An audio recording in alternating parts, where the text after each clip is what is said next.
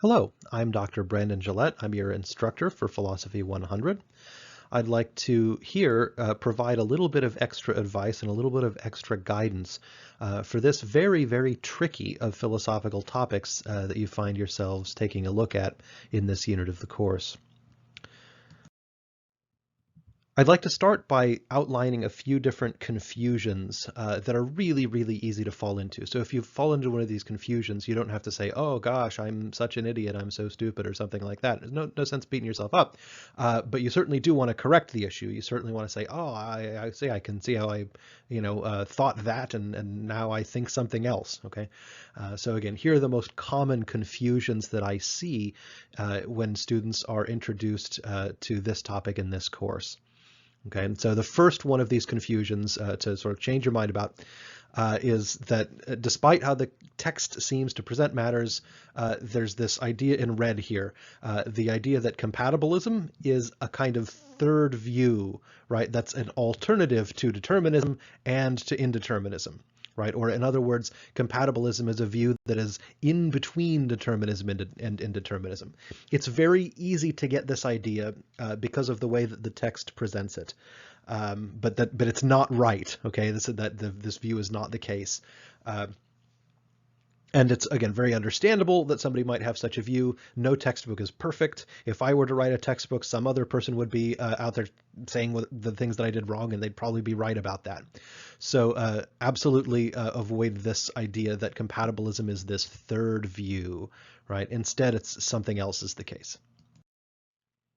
Right, and to explain why it's the case that compatibilism is not some view that's between determinism and indeterminism, I have to introduce a couple of fundamental laws of logic, right? A couple of just basic rules of thought that are going to seem like they're too obvious to be interesting. And to some extent, that's how something gets to be a fundamental law of thought, by being too obvious to seem interesting. Okay, the first is the law of non-contradiction. Okay, so again, on pain of irrationality, nothing can be both true and false at the same time. Okay, so if I have a pen, right, that pen cannot be blue and not blue at the same time. Okay, whatever is true of the pen cannot also be false of the pen, right? That's what the law of non-contradiction means, and it's very, very basic and simple. Sometimes people will appear to violate this rule of non-contradiction, but in general they don't really. So for example, if you ask a question and somebody says, well, yes and no, right? What they mean is yes in one sense and no in another sense of the question. They don't mean literally. So if you say, is there a bathroom on this floor? And they say, well, yes and no, right? I mean, yes, there's a bathroom on this floor, and no, there's not a bathroom on this floor. Okay, that's clearly nonsense. Okay, so what happens when you violate one of these laws of thought, one of these laws of logic, is that you end up with just plain nonsense, and that's not good. Okay, so law of non-contradiction is the first. The law of excluded middle is the second of these laws I want to talk about. The law of excluded middle says that everything is either true or false, that is never neither. Okay, the law of non-contradiction says it can't be both true and false at the same time. The law of excluded middle says that nothing is neither true nor false. Okay, so that means that if I say this pen is, insert a color, look, either the pen is that color or it isn't, right? That's again, the law of excluded middle. So what that means is that in the universe there are two categories of things, either things that are potatoes, and there are also things that are not potatoes. Okay, between those two things, right, you've got everything, right? Once you account for everything in the universe that is a potato and everything in the universe that isn't a potato, well, that's everything. Okay, that's the essential logic behind the law of excluded middle. So that said, let's take a look at the definitions of determinism and indeterminism. Determinism is the view that every event is caused. Okay, notice that's a universal claim. Every event, right? Every single thing that's ever happened, ever will happen is caused. That is, something caused it. Right? Indeterminism is the view that at least one event is uncaused, or in other words, that some events are uncaused. But indeterminism would be true if even one event out of all possible events was simply uncaused.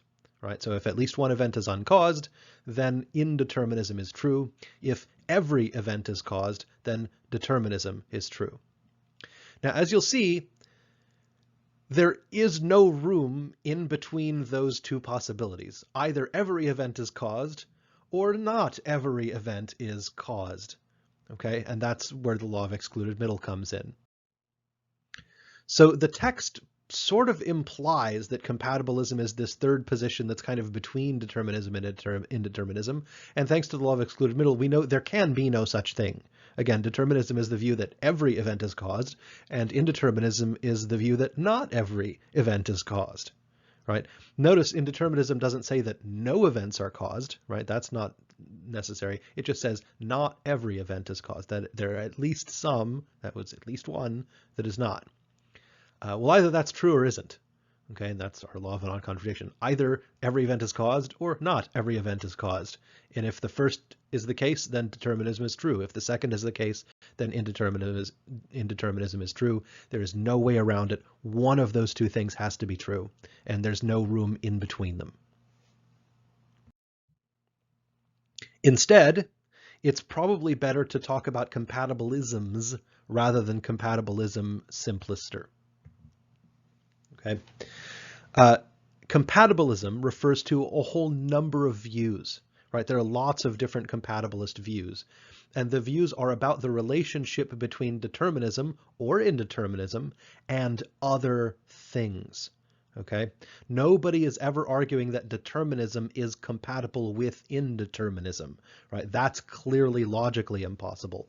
The question is whether determinism or indeterminism are themselves compatible with some other different kinds of things that people have found to be important. Unfortunately, the text tends to lump together what those other things are. They tend to talk about compatibilism as being compatibilism between determinism and free will, or determinism and responsibility, and they kind of tend to lump together free will and responsibility as if they stand or fall together. They don't. And so let's keep those things separate as we go. So determinism might or might not be compatible with free will. Right, that is very, very loosely the idea that people make decisions in some real way. Now, of course, we would have to be more specific on what free will really means, okay, in order to answer this question. But this is, an okay place to start for right now. Certain philosophers, like the Baron Tolbach, for example, believes that because it's so clear that determinism is true, right, it cannot be true that we make decisions in the sense that, you would mean if you thought that free will meant the ability to do things that are not caused by any prior, that are not effects of any prior cause, right? So if you want to say my decisions are, they just come right out of me. They're not effects of any prior cause, and that's what free will is. If free will means that some things happen without causes, then of course it cannot be. That definition of free will is not compatible with determinism. And Dolbach thinks that because determinism is true, then it cannot be true that we make decisions in that sense. On the other side of things, right, James believes that because people make decisions, that determinism can't be true. Again, he thinks that it's so obvious that free will, that is the idea that people make decisions, or the idea that our decisions, our actions, are things that are not effects of some prior cause, right? Because James thinks that that's really obvious, he thinks, well, of course, then determinism could not be true because those two understandings, those two ideas, are incompatible with each other. And when you think about it, they're both correct about the incompatibility, right? If your view of a decision is that your decision is something that is not an effect of any prior cause, if that's what free will is to you, then that is not compatible with determinism. And so that means that if determinism is true, then you don't have free will, and that means that if you have free will, then determinism can't be true, right? You cannot have both of these two different ideas. They are incompatible. However, if you meant by free will, if you think free will isn't what D'Holbach and James think it is, but if you think it's something else, like, for example, what Stace and Hobart think, if you think that free will means nothing more than decisions that are not externally constrained, right? Notice that's very different. James and Dolbach think of free will as having actions, right, that are not effects of prior causes. Okay. Stace and Hobart simply think of free will as something that's done, some decision, some action that is not externally constrained. Okay, so if I'm not chained to the wall, right, then I am free to leave the room. In that sense, my leaving the room is an act of free will, and that's all it means, is that I wasn't chained to the wall. I wasn't stopped by some external constraint from leaving the room. Right. Notice I might be caused by other things, say a desire to leave the room, a desire to avoid being burned if the room is on fire, right? I might be caused, right? My actions might be caused by prior causes, right? They might be effects of prior causes. But yet still, I have free will because I did something and wasn't externally constrained. Okay, notice again, Stace and Hobart have a different idea of what free will is than, say, James and Dolbach. That's why Stace and Hobart are compatibilists and Dolbach and James are not compatibilists. Right? Stace and Hobart think that a reasonable definition of free will is compatible with the truth of determinism. That is, they think that determinism can be true and you can have free will, but in order to do so, they have to argue that free will means something other than what Dolbach and James think it means. And so if we continue on, we see that Schlick, as another example that the text gives of a compatibilist, again, also thinks that free will is compatible with determinism. Again, as long as by free will you mean nothing more than decisions that are not internally or externally constrained. Schlick adds this extra thing about internal constraints. Now let's take a look at whether determinism is compatible with responsibility. Okay, notice free will and responsibility are two different things. The text sort of tends to elide them together, but they do stand or fall separately. Very loosely, we're going to say that responsibility is the idea that people are, responsible in some way, in some meaningful way for what they do. That is, that it's that it's their action, right? That there's that they have some role of a proper agency or something like that. And again, we go through the roll call. Dolbach, okay, believes that that determinism is incompatible with this understanding of responsibility, right? And he thinks that our many social institutions that are founded on that idea are simply mistaken. Again, he thinks it's so obvious that determinism is true that responsibility cannot be a thing that we really actually have. James and Sartre, for example, seem to think the opposite of, well, they'll agree, right, with Dolbach in the sense that they think that determinism is incompatible with responsibility. And they just think it's so clear that we're responsible for things that determinism must be false. All right, so if you're seeing these two as two sides of the same coin, you're really with me so far here. James and Sartre and Dolbach, they are all incompatibilists as far as responsibility and determinism are concerned. They think that determinism and responsibility are incompatible with each other. Their definitions, in other words, are incompatible. But there are plenty of people who think that determinism is compatible with responsibility, and these people are also called compatibilists, right? But in general, you should think of compatibilist as really meaning more than one thing. So you should really specify when you say a compatibilist to say a compatibilist of what with what, and we'll cover that in a minute. So again, Dennett is a good example of someone who is a compatibilist with respect to determinism and responsibility. Dennett thinks that caused actions that you did for some reason, are the only kind of action that it makes sense to be held responsible for. If some of your events are, in a sense, just random, well, then what's the sense of, in what sense are you really responsible for it? Right? If it's not caused by who you are and where you came from and what thoughts are going through your head and what desires you have and all that sort of stuff, if those things aren't causing your actions, then what would be the point in holding anybody responsible under that case? Right? So that's something like Dennett's argument.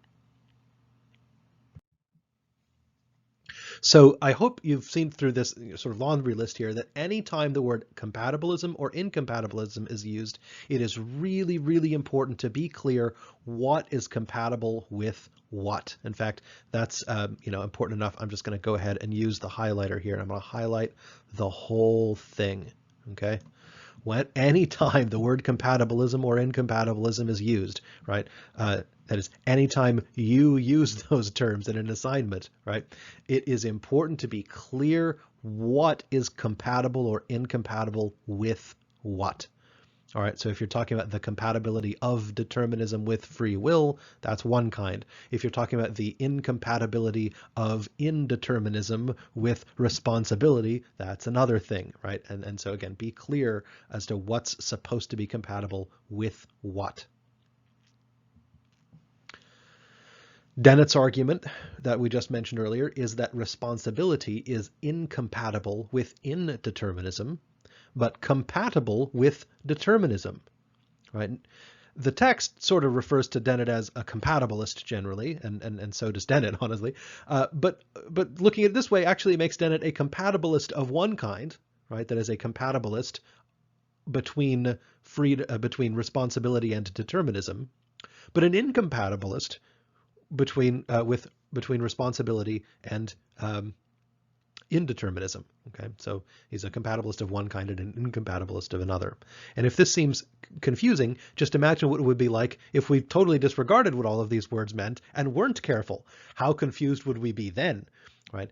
It's this careful use of language that actually helps us stay unconfused or get less confused when we're dealing with topics that are just complex and difficult, as this one is. So if we want to see this information represented on something like a table, in a sense, you can run through some of the names mentioned in the text. So Dolbach, for example, is absolutely a determinist. He thinks that determinism is true. He thinks that determinism is not compatible with free will, and he thinks that it's not compatible with responsibility. So Dolbach is an incompatibilist determinist, right? Our compatibilists that are mentioned, Stace, Hobart, and Schlick, are all determinists. They all actually do think determinism is true. They just think that Dolbach is not using the right definition of determinism. They think a different definition of, they don't think Dolbach is using the right definition of free will. They think a more reasonable definition of free will shows that determinism and free will are in fact compatible with one another, and also that determinism is compatible with responsibility, again, given the right definition of responsibility.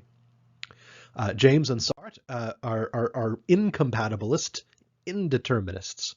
Right? They both think that determinism is not true.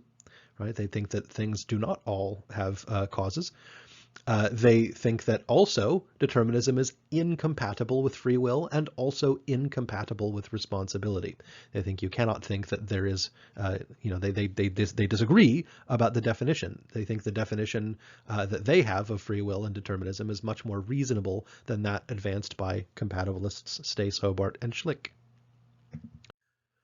Hume is not a determinist, but does actually think that determinism is compatible with free will and does think that it's compatible with responsibility.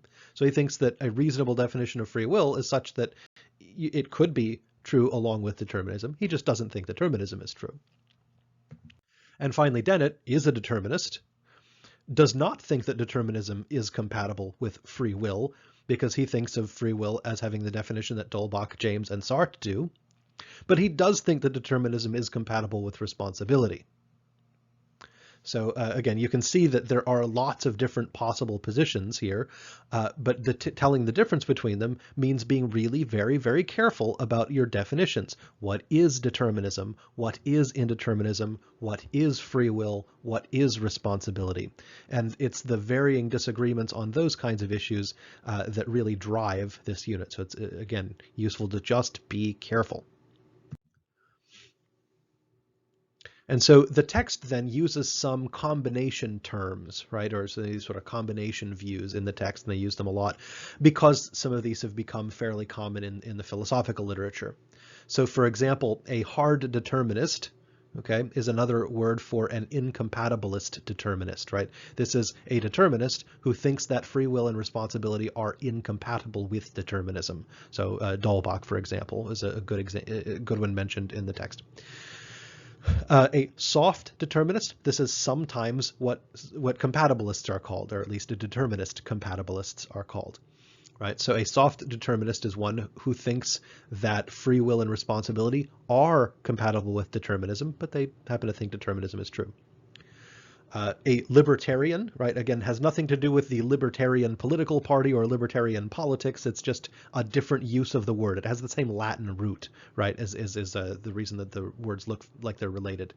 And so a libertarian, okay, is an indeterminist who thinks that free will and responsibility are incompatible with determinism and compatible with indeterminism. Okay, very often libertarians will argue that free will and responsibility even require indeterminism. So something like James would be, I think, a reasonable example of a libertarian in this sense. Okay, that was a long one, right? But that's a big piece of confusion that I want to make sure that people address and avoid. So let's take a look at this second one here. Okay. Very often, students will use the terms determined and predetermined interchangeably. Don't do that. Those are two very different terms, and they don't mean the same thing, and one does not imply the other. Right, so what's going on here is a confusion between two very different views. There's the view known as determinism, which we've talked a lot about already, and the view known as fatalism, which is something else. Okay, determinism is the view that all events are caused, right? We'll repeat that definition. Fatalism is the view that all causes have been laid out from the beginning. That is usually intentionally, okay, that that there's some sense of fate or kind of divine order or something like that. Usually how fatalist views work. So something can be determined without being predetermined, okay. So, for example, before you roll the dice, right, when they're just sort of, when you're holding the dice in your hand, there are not any causes that are determining any outcomes, right? If you haven't rolled any dice, well, there are no causes to act on them, right? It's only once you let them go that now there are a bunch of causes in terms of speed and direction and what's in the way and coefficients of friction, coefficients of restitution, all that sort of stuff, right? Physics eventually determines the outcome. So when you let the dice go, right, causes happen all along the way. Each event is caused, okay? Fatalism is the view that all of those causes are already in operation, right, before anything happens there. So like Calvinist predestination, where sort of God just laid out exactly the way that everything would happen and then made it happen. Okay, that's an example of something being predetermined. Okay, so determined and predetermined are not the same thing. Do not use those terms interchangeably. Determinism and fatalism are two different views. So here's another confusion to avoid. Okay, and it goes this way. A lot of people assume that the ability to predict something makes that thing determined, or that the inability to predict something makes that thing undetermined. Okay, again, that's not accurate, right? What's printed right there is not accurate. Prediction and determinism are two entirely separate issues. Okay. So let's first talk about prediction, okay? So many quantum physicists, for example, hold the view that quantum phenomena are indeterministic, right? I mean, I think there's sometimes some philosophical confusion in there, but we'll just sort of go with it for now.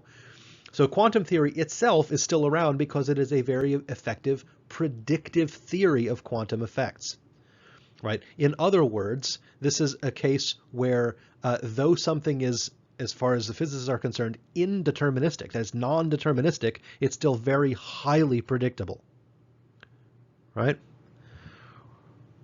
So we can say that some indeterministic systems are amenable to prediction, even though some are not.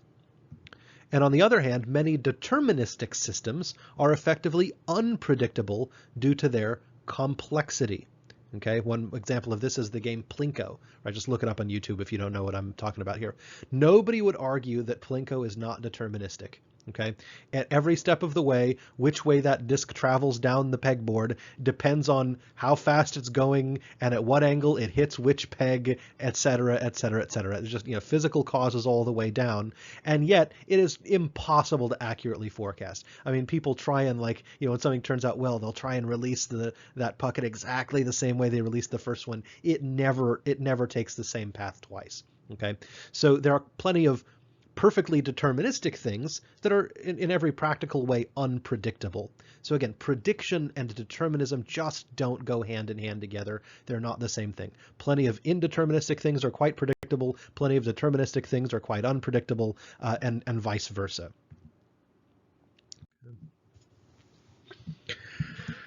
So here's confusion number 4. Okay, and this is where you think to yourself, gosh, if determinism were true, or if indeterminism were true, then life would become some particular way. You might say, gosh, if determinism were true, then life would get all dark and meaningless and everybody would be zombies or something like that, right? Or if indeterminism were true, everything would be random and meaningless, and nothing would ever be the result of anything, or at least some things wouldn't be the result of anything. Gosh, right? What would life be like if that's okay? This is a confusion here. So we don't know whether determinism or indeterminism are true or not. We just don't and can't. All right, we'll cover why that is later in this lecture. But the thing is, if determinism were true, it's always been true, and life would be just like it's been up till now, and it will be just like it would have been following this point. Okay, if indeterminism were true, then it's always been true, and life would be just like life is right now. Okay, there's not a sense in which once you decide which of these two things you believe, something changes about reality. Now, reality is the way it is. How you then feel about it, I mean, you might be right or wrong about what you think about it, but it is the way it is, and it's the way it's been the way it's been. All right, so this is just not a relevant point. Okay. Some of the problems with this line of thought include this, right? That it's a version of, if X is true, we wouldn't like it, so X is not true. Okay, this is just a kind of ostrich argument. It's like, oh, scary, bury head in sand, right? That's obviously a bad argument, right? The reason why something is either true or not isn't whether you like it or not, okay? Its truth or falsity has nothing to do with how much you like or dislike it. So if indeterminism or determinism were true, then it has, again, always been so. And so life would look just as it looks now and has always looked. Okay. That's so just don't worry about that kind of a line of thought.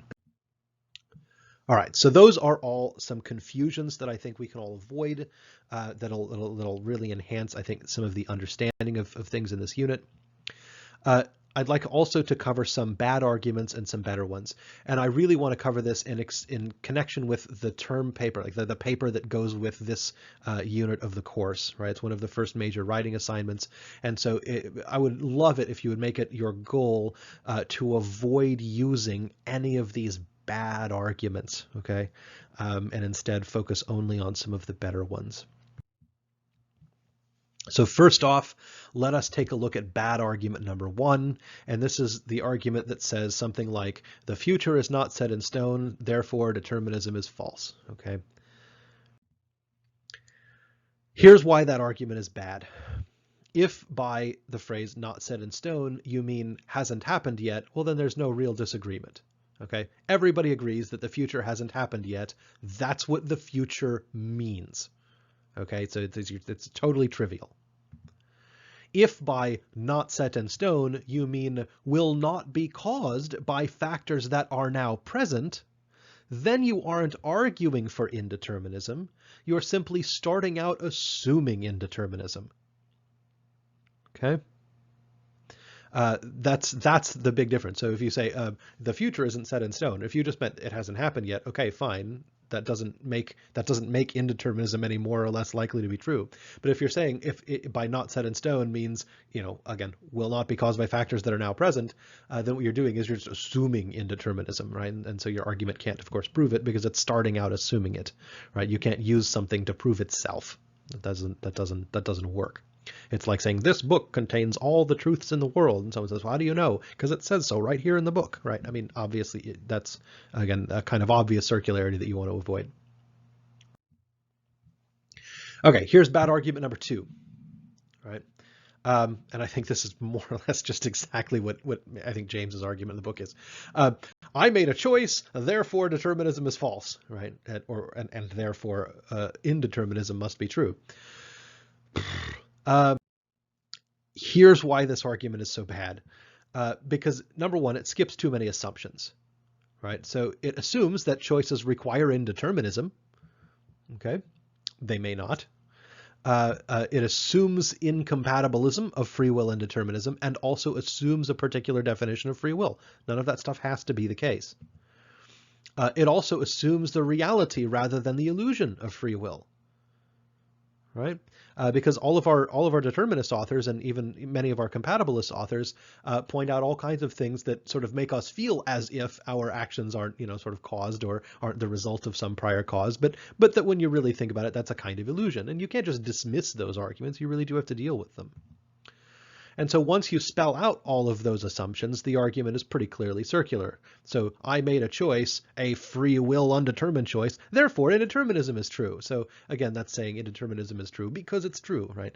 And that's obviously circular and not going to be a very good point. So here's bad argument number 3. Right, that's another one of James's arguments.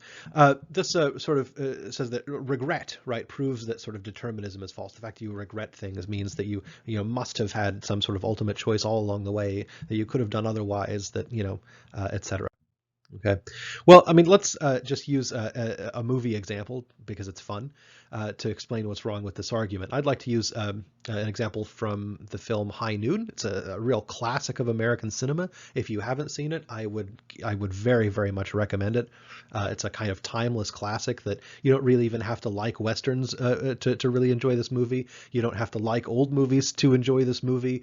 It's just good. And you don't have to know anything about the period particularly to enjoy this movie. And it stars, Gary Cooper here in the picture, and also Grace Kelly. So just a little bit of a brief plot line here. Most of the plot centers Amy Kane here, played by Grace Kelly, and Will Kane, who's the sheriff of the town, played by Gary Cooper.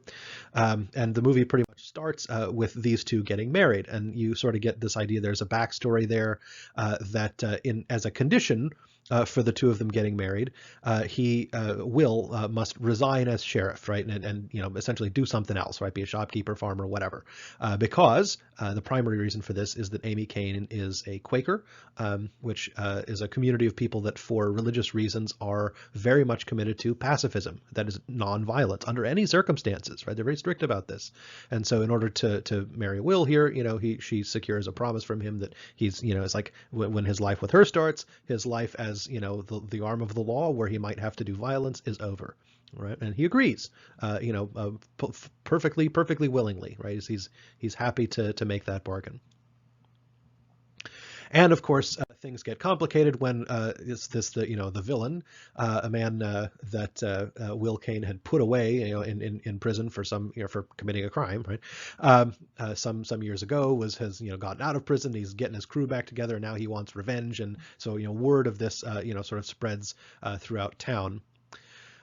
And then all sorts of things happen. So most of the movie concerns Will Kane sort of basically walking around town trying to round up people to help him, right? Defend the town against all this lawlessness and all that stuff, and winds up basically finding nobody who's willing to help him. And so ends up that when the baddies arrive, he's basically on his own, and until this crisis is past, he will not turn in his badge. Now this is a problem for Amy, right? She's like, no, this isn't your job anymore. You told me you'd resign. We're married. This is this is it. You made a promise, and so she boards a train to get out of town, fully assuming that he will take her advice and come along with him. And in fact, other people have given him the same advice. Just best to skip town. This isn't really your problem anymore, right? If you're not here, they're not going to make any trouble. So he's not convinced of that, right? And he thinks he has a kind of duty, and so there's a real conflict here. In Will, there's a conflict in Amy. There's all kinds of a really important, interesting internal moral conflict here, and sorry about all the spoilers, right? But it's still a fantastic movie, even if you sort of know its general outline. Um, Long story short, eventually, Amy, sort of hears some of the gunfire and then ends up getting off of the train, coming back to town, and at a very dramatic moment, ends up sort of, shooting a guy, right, to save Will, or to contribute to his being saved, when he sort of stands alone against this lawless gang.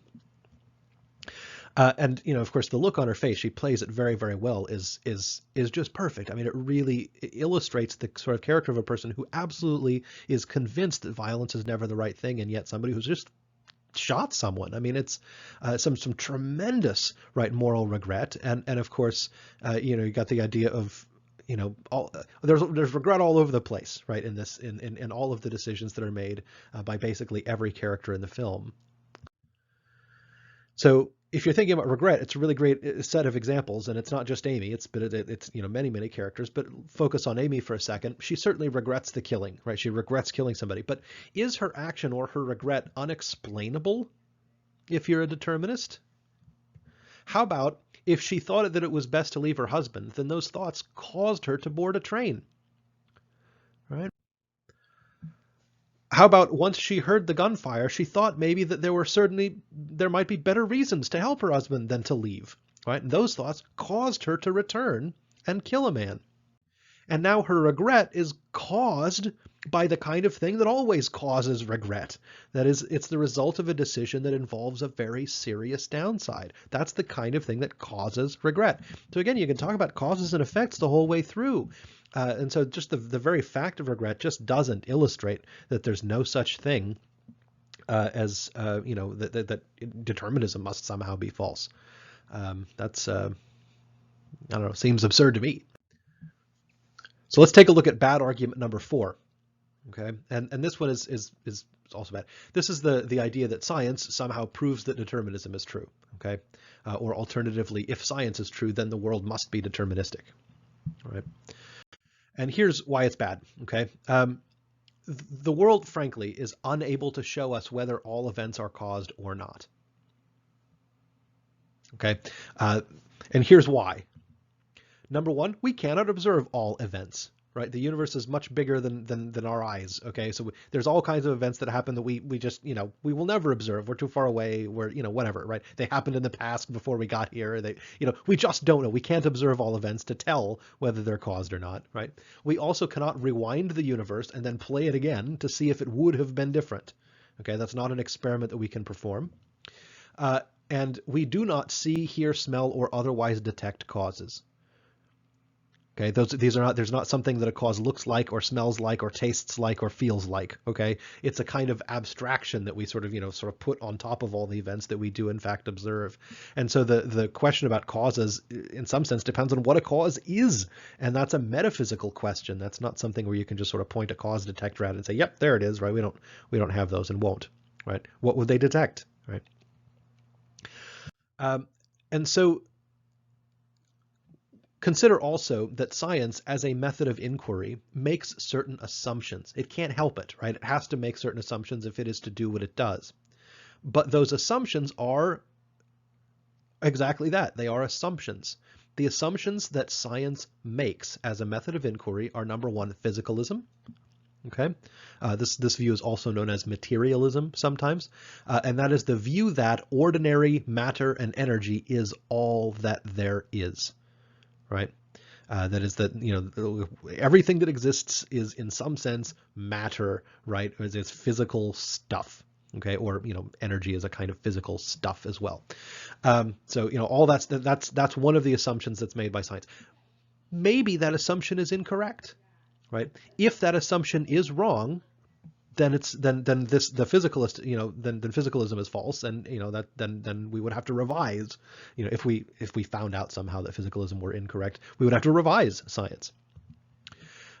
Empiricism is the second major assumption of science, and this is essentially the view that our senses reveal information about the external world, right? Science is very much about observation, about what you see, about what you measure, about what you feel, what you taste, right? All that sort of stuff. That's, the view. Now, again, this is an assumption. If it turned out that our senses did not actually reveal information about the external world, or that there are things about the external world that are not present to our senses, well, then again, we would have to revise science. It would have to become a rather different thing.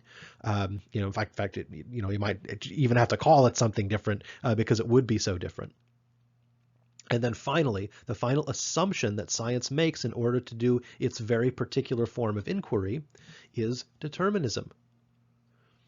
So it is not that science can prove determinism, it's that science assumes determinism. Okay, and again, remember, determinism is the view that all events are caused. Science assumes that all events are caused. Again, that assumption may not actually be correct.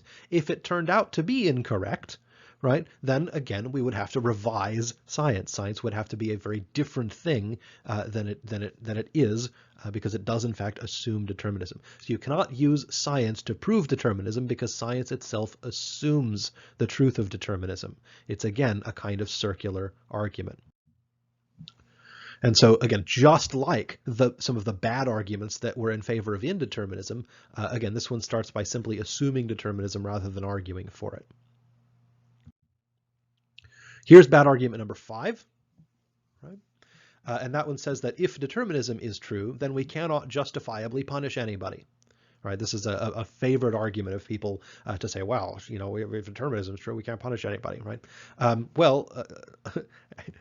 That's not actually, there's a lot wrong with this argument. And it's actually a combination between confusion number 4, go back and look if you don't remember what that one was. This is a video, you can do anything you want. And bad argument number 2, and again, go back if you don't remember what that was. And if it's really not clear how those things combine to form bad argument number 5, think about it for a little longer, then ask your instructor. It's always the best thing to do if you have a question. So here's why it's bad. This idea has actually 3 problems. It has at least 3 problems, we'll put it that way. Number 1, it would make human life too simple. Okay, so accepting the view that all actions are caused does not automatically make people like just zombies that are incapable of deliberation. Right? And in fact, if you want to take a deterministic worldview and say, wow, if determinism is true, we can't punish anybody, right?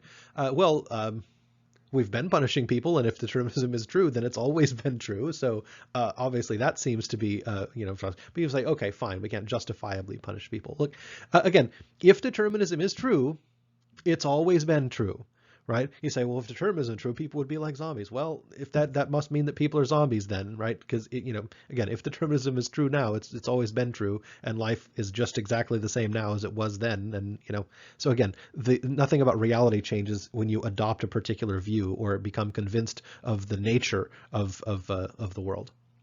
Okay, so again, people are complicated. Right? Nobody said that causes have to be simple. Just because people's behaviors are caused, it doesn't mean those causes aren't multifaceted, complex, having like hundreds of thousands of different factors that go into all those causes at any given second. Again, that's, just because people's actions are caused doesn't mean that those causes are simple. And so the second thing is it sort of assumes that people are to be held responsible only for uncaused acts. Right? And that actually sounds pretty weird when you think about it, right? If you're saying, oh no, if determinism is true, we can't punish people because, people are all doing things for causes. People are caused to do the things that they do. They do things so for reasons. We can't punish somebody for doing what they have reasons to do. That sounds very, very weird. So imagine that I did an action, for literally no reason. I just sort of happened to, imagine I walk around and for exactly no reason at all, I have this weird muscle spasm and my hand just flies out and slaps somebody in the face. Right? Now, does it make sense to punish me for that?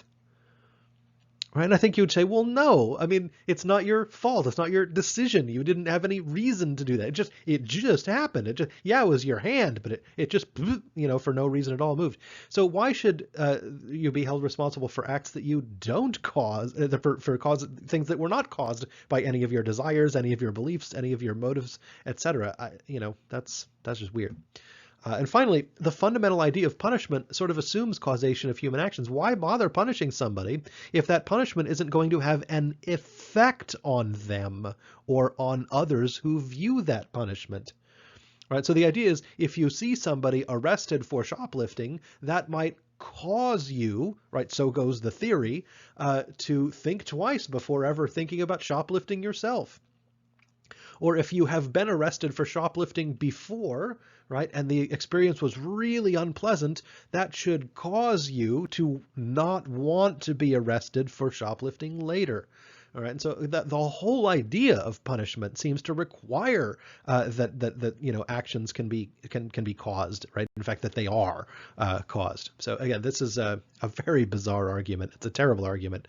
Please don't use it. And so here's what some of these worst arguments have in common. And number one, it's circularity. Okay, circularity is either assuming something that requires determinism in order to prove that determinism is true, like the argument that says, determinism because of science, right? It's just plain circular. Or assuming that something that requires indeterminism in order to prove that indeterminism is true, like, hey, I made a choice, therefore indeterminism is true, right? So that's again, both plainly circular, so these are terrible arguments. Okay. So let's shift our focus here to a more interesting discussion, right? So one argument for incompatibilism of free will with determinism is the argument that determinism implies that there are not alternate possibilities, and that free will would require alternate possibilities. That is, if determinism is true, then things turn out just exactly the way that they were caused to turn out. And so in reality, even though it seems like right now I could do a number of different things in the future, as the causes will lay out, and only one of those things is really going to be caused, is really is really on the table in terms of a live option, even if it might seem like there might be more options, right? And so that's a consequence of determinism, is that determinism doesn't allow for genuine alternate possibilities. And if you think free will requires that, well, then that's a reasonable, that would be a reason to think that free will and determinism were not compatible with one another. If you think that that's the most reasonable definition of free will, is something that requires alternate possibilities. And so even this leads to a really interesting discussion, right? This leads to saying that you have free will if you could have done otherwise than you did. Again, if determinism is true, then it turns out you couldn't have done otherwise than you actually did because you were caused to do the thing you did.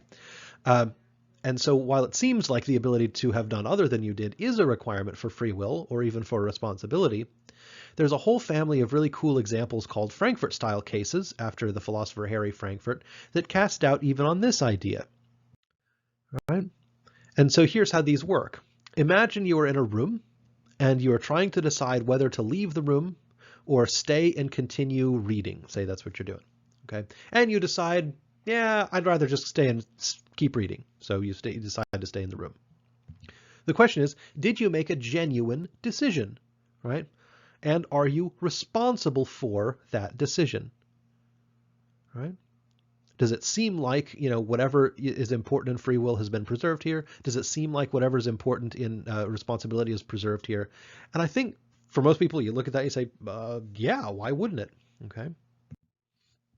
Now imagine that unbeknownst to you, the door to the room is locked from the outside, meaning that you could not have left the room even if you had decided to do so. And so in reality here's a case where you could not have done otherwise than you did, right? But it still seems like you made a free choice that you're completely responsible for, right? Doesn't seem like it really should change your answer. And so this is a kind of counterexample. If you say, oh no, free will requires the ability to have done otherwise, well, these Frankfurt-style cases argue maybe not. Right? These are really cool cases. This is imaginative, right? And this is the kind of thing that's really sort of fun to have discussions about, as opposed to some of these really sort of terrible arguments. Another interesting discussion is in this area, right? The text makes a lot of the incompatibility of determinism and free will and/or responsibility, but the text tends to ignore whether indeterminism is any more compatible with either notion. Right? That's a very interesting question. Is is free will compatible with indeterminism? Is free will is responsibility compatible with indeterminism? Now, I've seen some hints about some of these arguments. For example, Dennett, right, thinks that that indeterminism is incompatible with responsibility. Um, So, yeah, you might really wonder. So think of it this way. Imagine you're driving down the road, okay? And, the car in front of you, you see their brake lights turn on, okay? And the reason you see their brake lights turn on is because causes have worked just the way they're supposed to, right? You've got this sort of bright red light, and the fact that there is a bright red light causes your eyes to register it, and like all the causality works in moving that signal from your eyes into your brain, right? And so that you become aware, right, that there's brake lights in front of you. And so you make a decision on the basis of that information, saying, okay, because I don't want to hit the car in front of me, and because the car in front of me is slowing down, well, then I'd better slow down, right? You, again, causes all the way down, and you hope they, and then what you do is you decide to step on your brake to slow down your car. And because you decide to do that, cause and effect happens just the way that it's supposed to, and your leg moves over to the brake, and you depress the brake pedal, and because cause and effect still works, when you push the brake pedal, it actually engages the brake, right? And then because cause and effect works just the way it's supposed to, your brake, your brakes, clamp down on the discs inside the wheels, and because friction works just the way it's supposed to, cause and effect again, your car actually starts slowing down, right? So like all that stuff, a lot of times people say something like, well, gosh, God forbid, determinism were true. And in a lot of ways, God help us if it isn't, right? Where should the break in causality have happened, right? Should there have been a break between, seeing the brake lights and deciding that you want to slow your car down? Should causality have stopped working at that point? Or once you made the decision, right, to slow down your car, should there have been a break in causality between your decision and your leg moving? Well, you certainly hope not, right? So again, this if for some reason, right, if for example, if you stepped on your brake and for whatever reason nothing happened and you hit the car in front of you, are you responsible for that? Okay, well, let's move the lack of causality. Let's say you decided, right, to step on the brake, but your leg just didn't move for no reason at all, right? Again, causality just broke down. Are you responsible for that? Okay. How about what happens if you decide, like, no, I really need to slow the car down, and then just never, for whatever reason, that didn't cause any decision to step on the brake? Again, is that a decision you're responsible for, or is that just some weird fluke that, of randomness? Okay, so how can somebody be responsible for more or less randomness? And is that what the indeterminist really means when they talk about free will? It's just this kind of randomness. And so again, the text really doesn't get into that issue. Probably should, because it's a very interesting issue. Okay. And so if indeterminism is the thesis that some events are uncaused, let's sort of follow a chain of reasoning. Okay, it seems wrong, right, to say that all or even most events are uncaused. Right? I mean, if you look around in your daily life, you tend to think of most things as having causes, right? And so it seems wrong to say that all or even most events are uncaused. It also seems wrong to say that all human acts are uncaused, right? Because the causal influences with so many of them are very clear and obvious. When you ask, hey, why did that person do that? In almost all cases, you've got a pretty good reason. You say, oh, well, they liked this, they wanted that, well, they wanted to avoid this, or like, oh, well, that hurts, right? Ask people themselves, why did you do that? They'll be able to tell you, right? They'll be able to give you a reason. They're gonna, and what they're gonna tell you is what caused them, right, to make a certain kind of a decision. So this view, right, the view of indeterminism, and this sort of indeterminist view of free will, seems to require that the only uncaused events anywhere in the universe are some subset of human acts, like not even all of them, just some of them, perhaps only the quote unquote important ones. And so that's kind of weird, right? Why should only important human actions be a kind of exception, right? What does the universe care, which actions are important human actions? How would it know, right? And so notice the one arguing in favor of compatibilism between indeterminism and free will has to explain what is special about human acts without being able to say that human acts cause things to be uncaused, which would be obviously incoherent. You can't talk about causing something to be uncaused, right? That's, yeah, no. So this is, again, the indeterminist owes us this kind of an explanation. How is indeterminism really compatible with free will or responsibility? If you think that determinism isn't, right, how is indeterminism? And of course, one of those two things has to be the case, right? Either all events are caused or not all events are caused, right? So that gets you into a pretty definitional pickle. And so what I really encourage when you're writing a paper about this is to focus on things that you can really get good debate about, right? The most fertile area of discussion really is in what kinds of compatibilism or incompatibilism make the most sense.